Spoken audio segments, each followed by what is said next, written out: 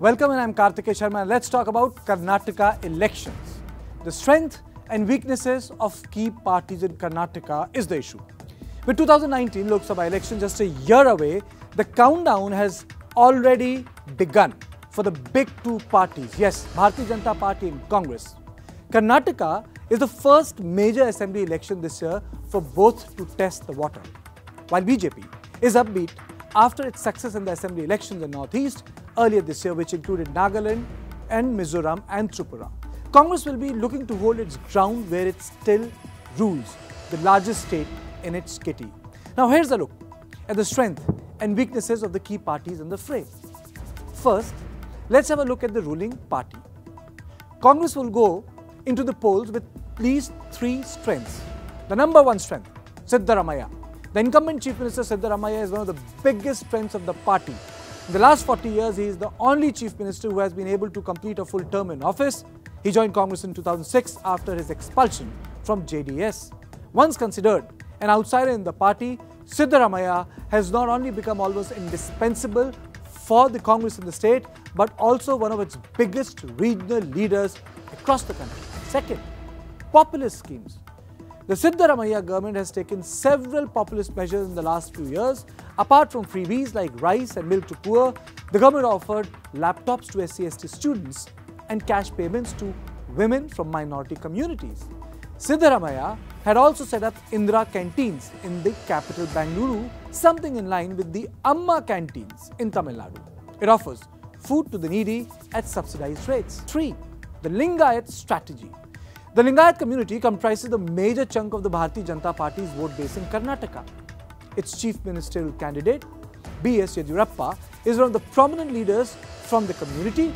Ahead of the elections, the Siddaramaiah government approved the community's demand for a separate religious status. This could snatch away a good chunk of votes away from BJP. While the party has few strengths, there are certain factors that it needs to worry about. Number one, farmers' distress. More than 3,500 farmers have committed suicide in the state since Congress came to power in 2013. Most of them due to successive droughts. With rural seats constituting almost two-thirds of the entire state, agrarian crisis will be one of the major poll issues that could haunt Congress. The Siddaramaiah government announced several measures like farm loan waivers, guaranteed income, and cheap loans for farmers. It remains to be seen if they are enough to cut ice. Second, law and order. The two high-profile murders rocked the nation. Both happened during Siddaramaiah's tenure. The murder of rationalist M.M. Kalburgi and journalist Gauri Lankesh became the subject of a raging debate across the country. BJP is also likely to raise the killing of pro-Hindu activists in the state during the election campaign, specifically in the Konkan area. Third, internal rift. Lack of coordination between the party and Siddaramaiah government could hurt Congress prospects. The rift between Chief Minister Siddaramaiah and State Congress President G. Parameswara became evident when the two leaders planned separate statewide rallies in December without keeping each other in the loop. The party has also not been able to promote some of the welfare schemes initiated by the government. BJP, on the other hand, is hoping to make a comeback in the state under the leadership of former Chief Minister B.S. Yediyurappa. Now, let's have a look at some of its strengths and also its weaknesses. Strength number one, B.S. Yediyurappa. The former Chief Minister is easily the tallest leader for BJP in Karnataka. After briefly breaking away from the party, he has returned to boost BJP's chance in this southern state. Second issue, again, Lingayat community. He also represents the Lingayat community, which has 15 to 17% vote share in the state. It is likely to back Yediyurappa because he is projected as the Chief Ministerial candidate. And the third, Modi-Shah combined, the ultimate combine.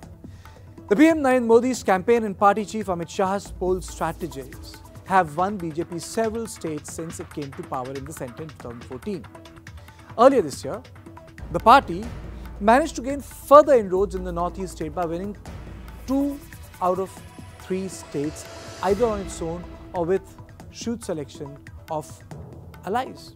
Now here are some factors that could dent BJP's chance in elections.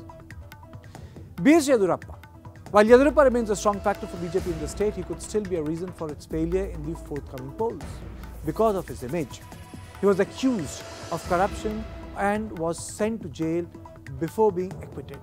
While BJP is busy highlighting corruption under Siddaramaiah, Congress will counter that with Yediyurappa's track record. 2. Factionalism. Difference between key leaders. Yediyurappa and Ishwarappa remains a sore point for Bharatiya Janata Party ahead of the elections. BJP Chief Minister Amit Shah tried to resolve the rift by taking strong actions against some of the office bearers belonging to the two factions, but it has not eased the tension between the two leaders. 3rd, Hindutva agenda versus Kannada pride, the biggest battle.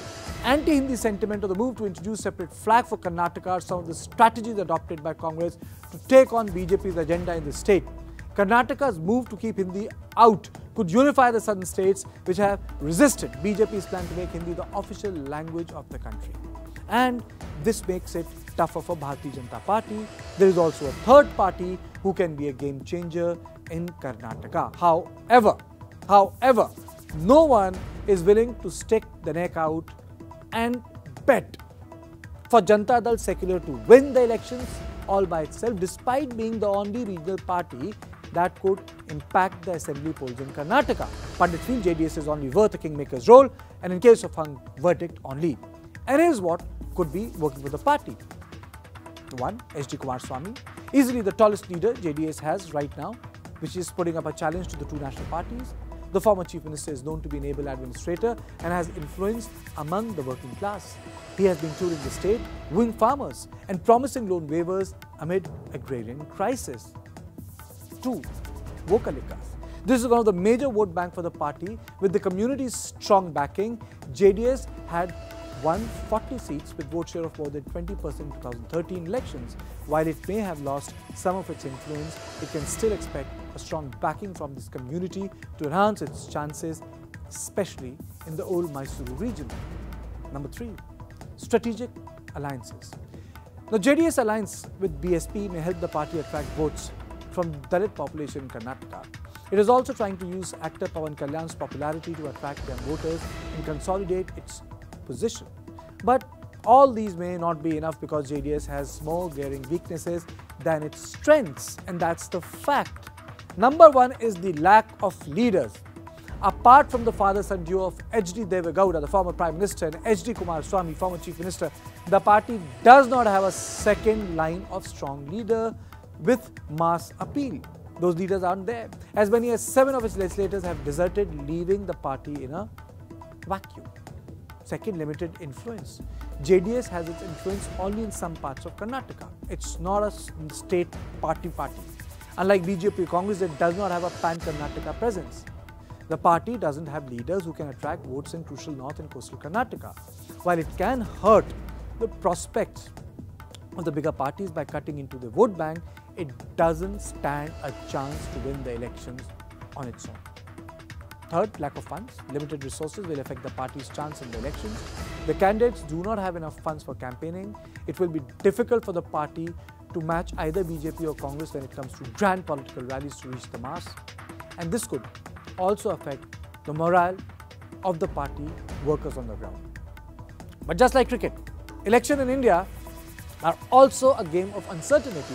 It's never over until the last vote is counted.